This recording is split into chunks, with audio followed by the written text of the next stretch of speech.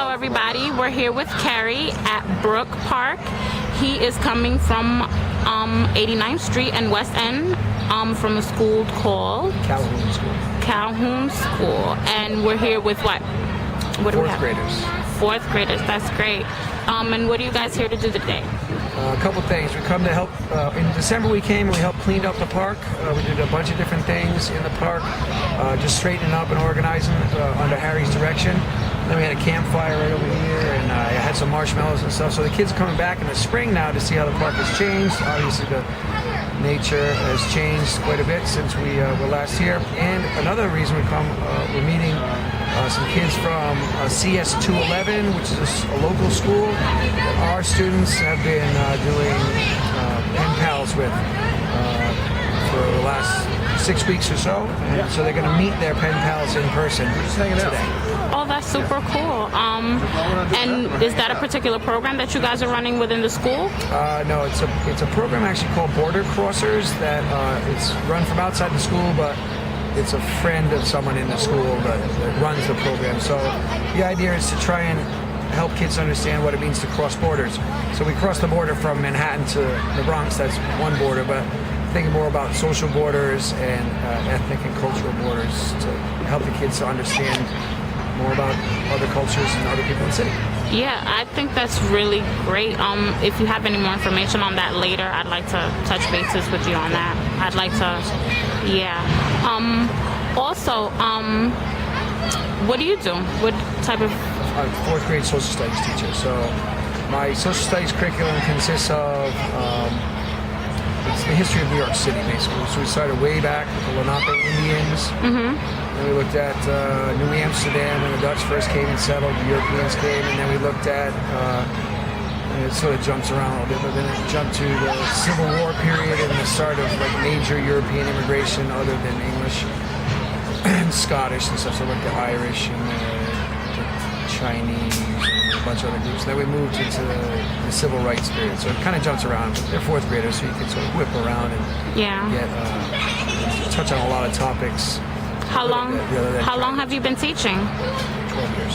Oh wow, that's great. That's great. How you plan to teach further on? Yeah, that's what I do. It's a good job. I like this age group. It's pretty cool. It's my first year at Calhoun, but I've taught a number of other schools over the course of time. Have you taught outside of New York City? Yeah, I taught in Poughkeepsie, upstate. I taught in Rockland County, which is also a little bit upstate, the Tappan Zee Bridge. I taught in South Boston for a while. How is it different? Where do you prefer to teach? I like here. That's where it is. Work where you're at.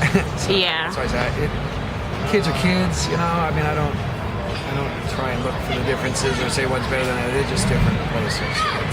South Boston and South Bronx would be two very different places in the world. Just different populations of people that live there and stuff. Some different cultural goals when you're teaching social studies. They know certain things and they don't know other things. So you try and open their eyes to the world. That's good. How long have you guys been coming to Brook Park for? Well, like I said, it's my first year. I think they came last year though. I know the park was covered with a big asphalt layer, and last year they helped to dig that out. Yeah. Crack it up, break it up, literally. And then this year they helped to start to organize the park into what it is now, more organized, looking like a park and a place that you want to be in. So, a couple of years. Why do you think it's important for children to do events like this?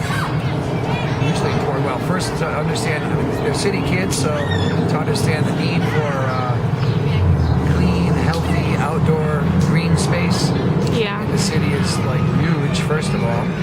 To understand that a place like this can affect the neighborhood. You know, it just makes the neighborhood better. To have a place like this, so to have the kids have a hand in that, it's a big lesson right there.